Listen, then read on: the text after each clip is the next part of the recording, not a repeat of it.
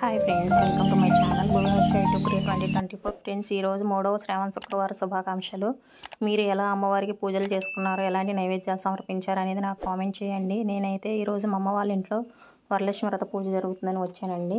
ఇవి అమ్మవారి కోసం తెచ్చిన పూజ కోసం తెచ్చిన కాయలు, గాజులు, జాకెట్ ముక్కలు, పూలు, ఖర్జూరాలు, పసుపు కొమ్మలు, అమ్మవారి కోసం ప్రసాదాలు కూడా రెడీగా చేసి పెట్టిందండి మా అమ్మ. పొంగలి, పూర్ణాలు, గారెలు, గుగ్గిళ్ళు, పానకం, వడపప్పు అన్నీ రెడీగా ఉంచింది.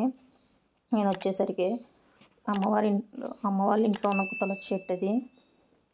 పూజ ఎలా చేసామనేది మీకు కూడా ఒకసారి చూపిస్తాను. గౌరీదేవిని ప్రతిష్ఠించుకొని కలిసి పెట్టలేదండి, మేము మామూలుగా పూజ చేసుకున్నాం.